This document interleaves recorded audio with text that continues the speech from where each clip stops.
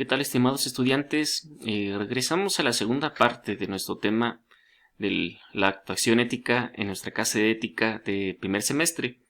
Y bien, es necesario aclarar dentro de lo que es la continuidad. Recordemos que los valores, pues también son un proceso de nosotros vamos adquiriendo ciertas costumbres, normas, y que en este proceso de crecimiento pues también vamos por etapas, descubriéndolos, asimilándolos y obviamente practicándolos.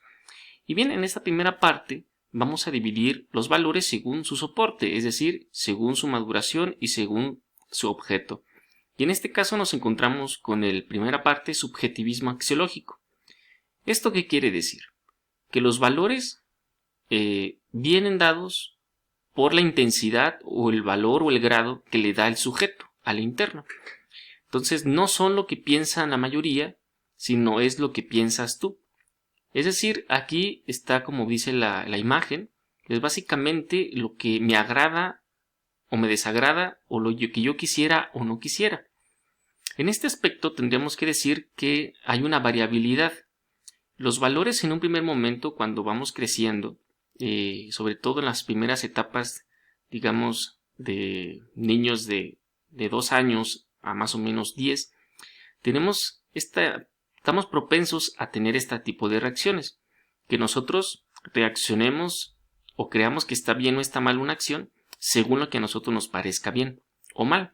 Y entonces, por eso, como dice la diapositiva, los valores pueden parecer que no existen por sí mismos, es decir, son lo que yo creo que es.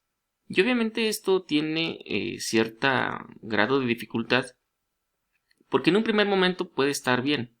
Si a mí no me gusta que me agarren mis cosas de la escuela, si no me gusta que me jalen el pelo, si no me gusta que me pongan apodos, bueno, de ahí voy empezando yo a entender que hay cosas que no me agradan y que obviamente pueden no agradarle tampoco a los demás. Entonces, eso es en primer momento el subjetivismo axiológico. ¿Cuál es el problema? Que existen solamente para el individuo. Obviamente que al ser el puro deseo e interés individual, tendríamos que poner una según o un rengloncito en el cual hay que aclarar que este tipo de valoraciones subjetivas son en mayor grado cuando somos pequeños, pero tienen que ser en mucho menor grado cuando ya somos adultos. Tendríamos que cambiar de objeto a una parte más universal, porque no significa que solo lo que a mí me agrade o desagrade sea como el principio, sino que tendríamos que generalizar más buscando pues un valor que ataña a todos como un deber. Y es ahí entonces donde brincamos a la segunda parte, que sería el objetivismo axiológico, que como ya su nombre lo dice, bien, estamos dándonos en la idea de que el valor ya no está dado por el sujeto, sino el valor o la jerarquía de valor está dado por el objeto o por la acción. En este caso, chicos, el objeto es el que va a darle todo el valor axiológico, ¿sale? Entonces lo que tiene que hacer el sujeto es captar y descubrir el valor. Vamos a poner uno muy sencillito, el valor de la limpieza. En un primer momento, podríamos ser que nuestros padres nos indican de una manera subjetiva que hay que hacer aseo en nuestro cuarto porque no nos gusta vivir en un lugar que esté desordenado. Sin embargo, ya cuando vamos creciendo nos damos cuenta de que si no somos limpios, pues va a haber una situación, digamos, de más precariedad en la cuestión de salubridad. Puedes tener enfermedades, se te pueden picar los dientes o inclusive tener infección odontológica, lo cual pues va a requerir intervenciones, digamos, de profesionales. Y entonces vemos no solamente que el valor está en el sujeto, sino que la limpieza también tiene un carácter para evitar otras enfermedades, y por eso el objeto de la limpieza tiene que ser válido para todos, ¿sale? No solamente por sus consecuencias, sino porque la limpieza por sí misma es un elemento de crecimiento y es un elemento moral dentro de la convivencia social. O también puede ser otro objeto, por ejemplo, el respeto, que en un primer momento puede ser que yo nada más respete a los que me caen bien, pero no. El respeto por sí mismo implica que tienes que respetar a todas las personas desde tu edad, más grandes que tú, entonces menores o mayores que tú, incluido la propia persona. Por ello, chicos, entonces es ir descubriéndolo en este proceso de crecimiento y maduración. Ahora, el sujeto no significa que, aunque no sea limpio, por X y Z razón, no significa que esté sometido al valor de la limpieza. Lo que hace el objetivismo axiológico es que este tipo de valor tiene que ser válido para todas las personas en ese contexto.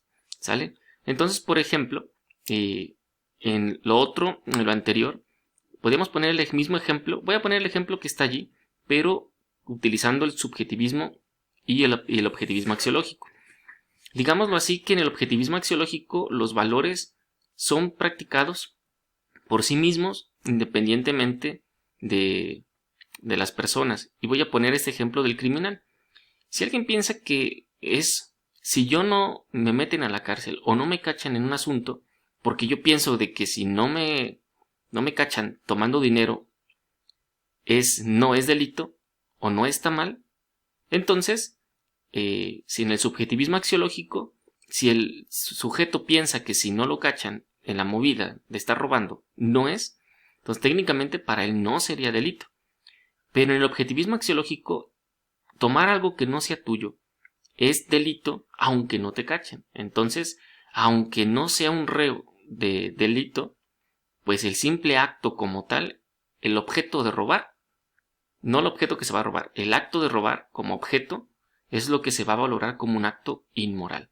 Por eso, chicos, es importante que podamos diferenciar que hay cosas que todos tenemos que hacer independientemente si en nuestra actitud personal, y que tendríamos que como todavía superar la parte del subjetivismo axiológico. Bien, esta es una actividad que luego se les voy a explicar. Y bien, por eso ahora pasamos, chicos, a la segunda parte, que es lo que es la cualidades de la heteronomía a la autonomía.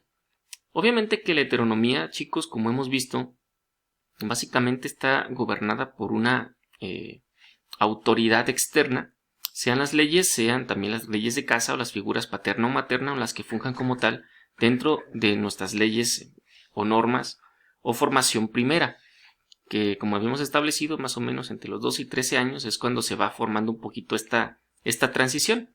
Por lo tanto, en la heteronomía, chicos, que es estar sometido, pues, digamos, a normas externas, a lo tienes que hacer porque así se debe hacer, existe el valor de la coherencia.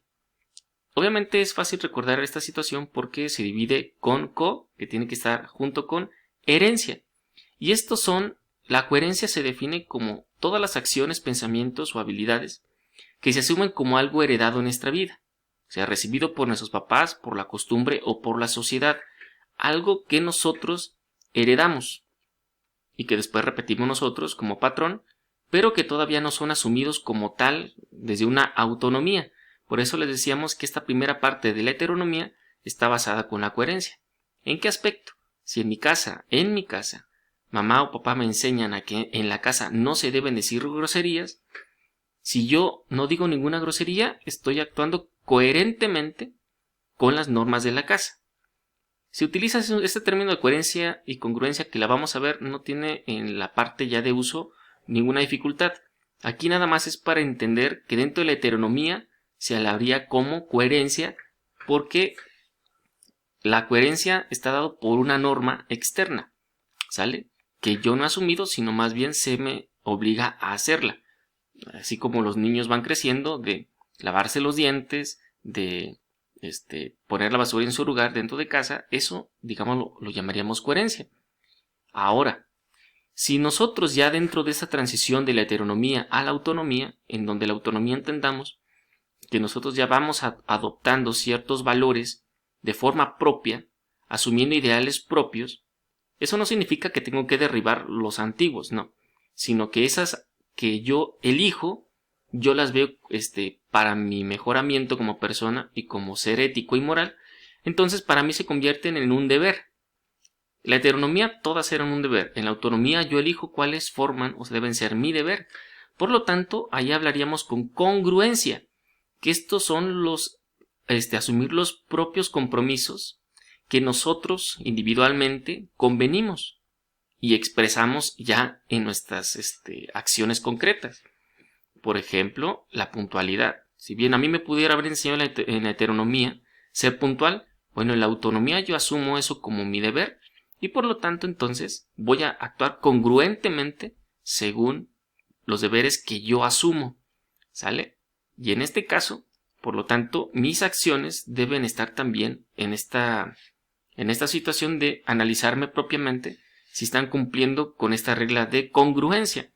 Sí, en este aspecto, como les comentaba anteriormente, va a ser de carácter más bien académico la diferencia entre coherencia y congruencia, que en la práctica estos términos no tienen tanta diferencia, pero ahorita en el tema que estamos viendo de la transición de la heteronomía a la autonomía, sí tienen que manejarse independientemente. Entonces no es lo mismo en esta transición decir coherencia que congruencia. Entonces, resumamos, coherencia es actuar de forma que estamos cumpliendo con las normas heredadas por una ley externa o por alguien más.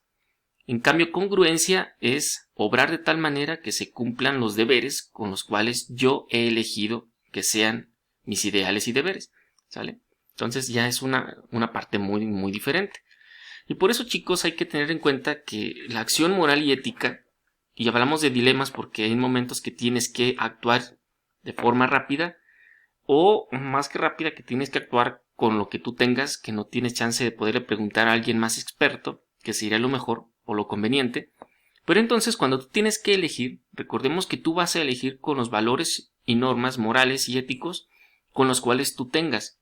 Por eso es importante, chicos, que ustedes, aunque estén en primero de preparatoria, pero han recibido una educación y una formación ética, moral y religiosa por sus padres, por los colegios que han estado o con las personas con las cuales se han desarrollado, decir que mientras mejor formado esté tu conciencia en tu actuar, vas a tomar mejores decisiones, sean tanto para ti como para los demás, ya que entonces, en los momentos donde se te exija en la vida cotidiana o en la vida real, reaccionar o accionar correspondientemente a una dificultad o una decisión, si estás formado mejormente en esta conciencia moral y ética, pues podrás tomar mejores decisiones.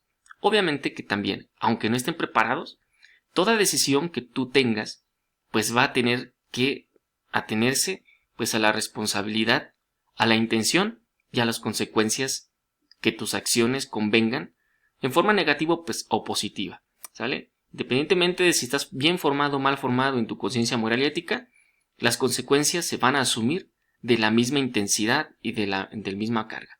Obviamente que habría ahí una intención, una situación que podríamos decir agravante o atenuante, pero independientemente las consecuencias se asumen igual para ambas partes, aunque no es lo mismo evitar consecuencias más negativas que tus consecuencias por tus buenas acciones o tus buenas decisiones sean consecuencias positivas.